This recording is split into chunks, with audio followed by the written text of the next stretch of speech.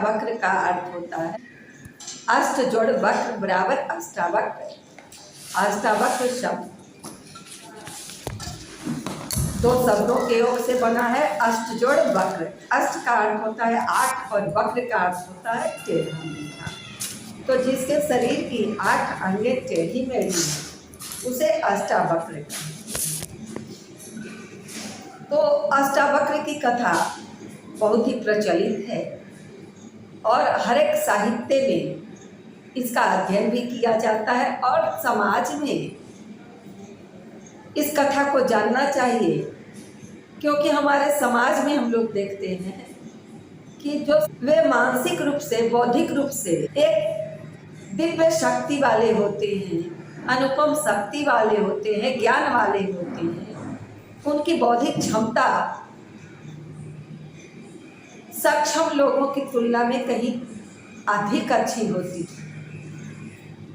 और इस जो शारीरिक रूप से अक्षम या अपाहिज हैं उनके प्रति हमारा भाव श्रद्धा का होना चाहिए।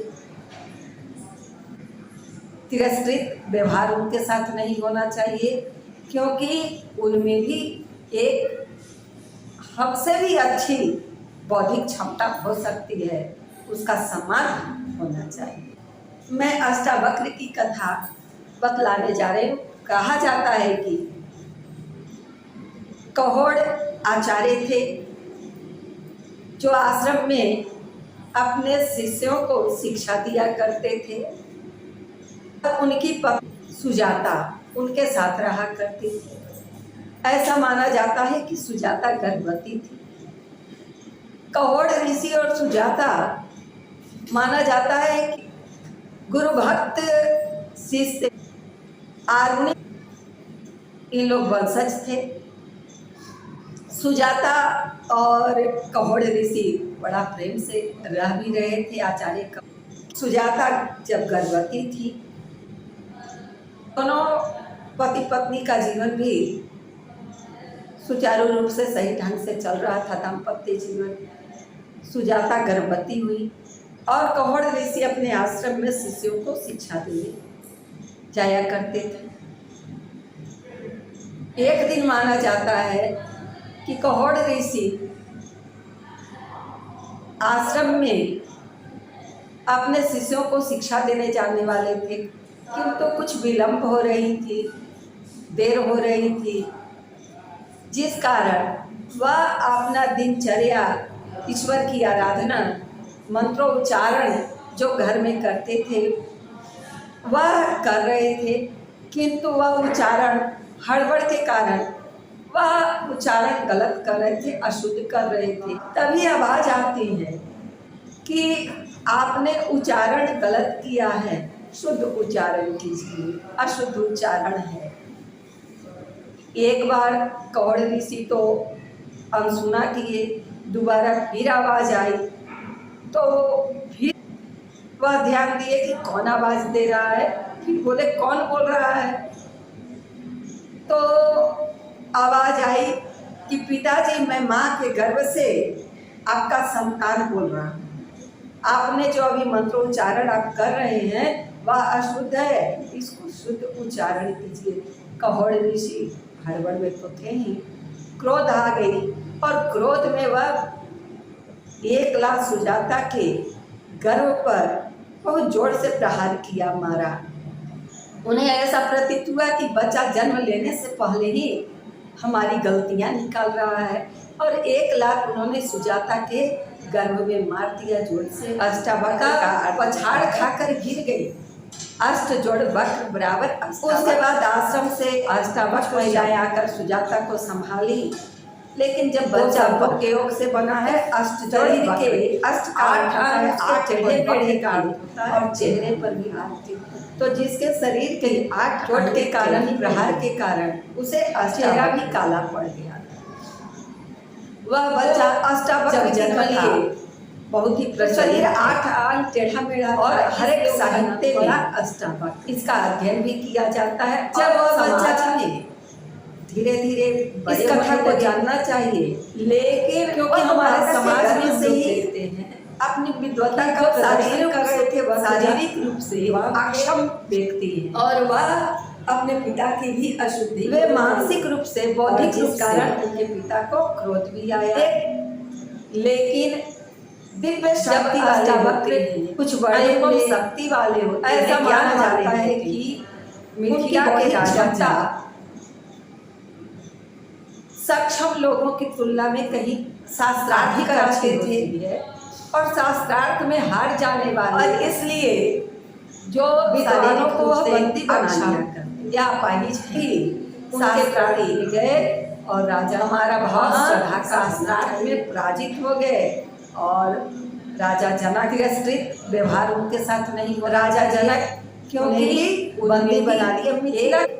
मिथिला में हमसे भी अच्छे राजा होते हैं, बहुत बदली हो सकती है, उसका साथ कराते थे और उस शास्त्रार्थ में तो मैं अष्टावक्र ऋषि पराजित हो गए बतलाने जा रहे हैं। उन्हें कहा जाता है ये 12 वर्ष के हो गए आचार्य थे और उन्हें मालूम आश्रम में पिता को अपना दिया गया है, राजा शिक्षा दिया करते थे, बंदी बना लिया है। तो उन्होंने निश्चय किया कि मैं अपने पिता सुजाता उनके साथ रहा। राजा जनक के शास्त्रार्थ में ऐसा माना जाता है कि सुजाता गर्भ, माँ उन्हें समझाने लगी।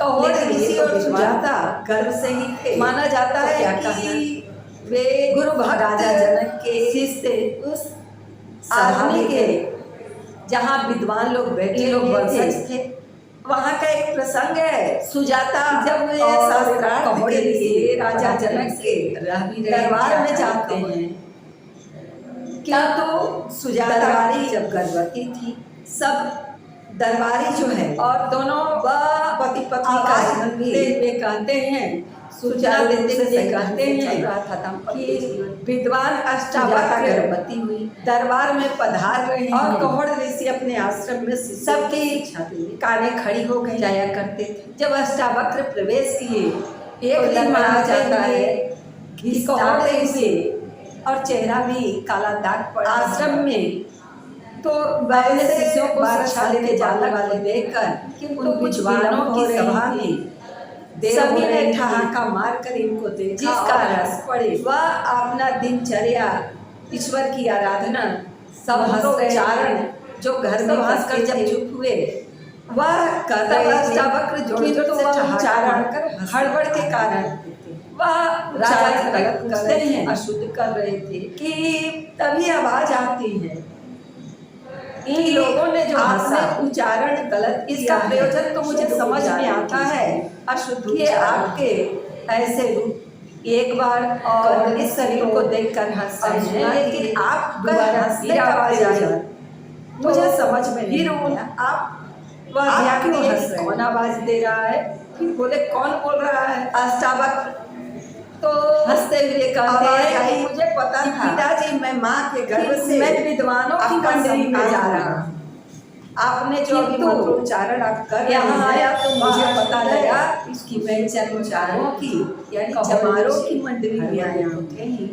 क्रोध इसलिए मैं और क्रोध में वह एक विद्वान तो विद्वता देखते हैं पर और चमड़े रखते हैं।